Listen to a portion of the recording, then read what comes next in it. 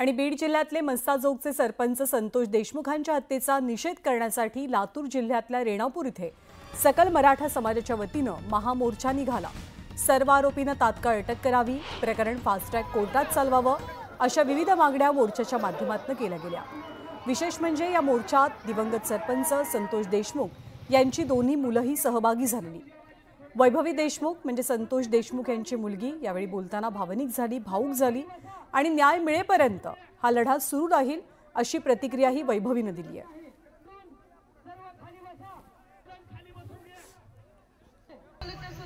तुम्ही असेच खंबीरपणे आमच्या पाठीमागे राहा एवढीच विनंती करते।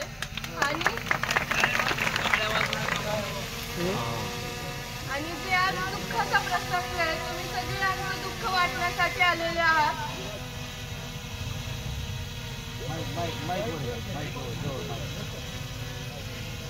मी वैभवी संतोष देशमुख संतोषांना यांची मुलगी, माझे आजोळ रेणापूर तालुक्यातील वाला आहे।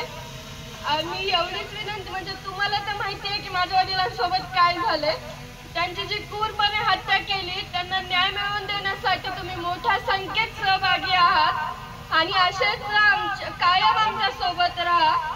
आज ज्याप्रमाणे आमचे छत्र हिरावून घेतले, मला असं वाटतं की हे छत्र दुसऱ्या कोणत्याही मुलामुलीचे किंवा त्या जी आज वेळ आमच्या कुटुंबावर आहे ती वेळ ही कोणत्याच कुटुंबावर येऊ नये।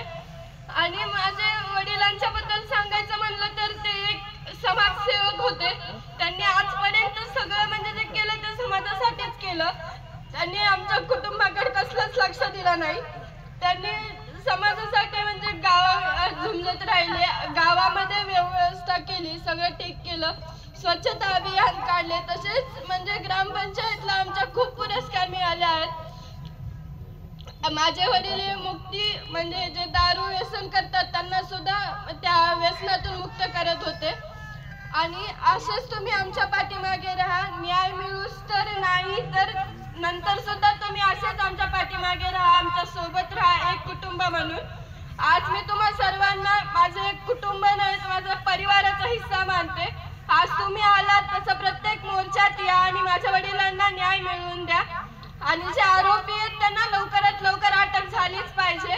आणि अशी जो गुन्हा झालाय माझ्या वडिलांवर तो नंतर होऊ नये याची सर्वांनी दक्षता घेतली पाहिजे। आणि आज आमचे वडील आम्हाला सोडून गेले, आमचं सगळं कुटुंब मागं सारले आज, आणि तुम्ही एक कुटुंब म्हणून आम्हाला साथ द्या।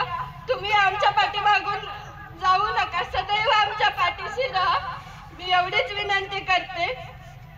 मोर्चाला आलात या भागी मी म्हणजे तुमचे आभार मानते आणि सदैव आमच्या पाठीशी राहा एवढीच विनंती करते।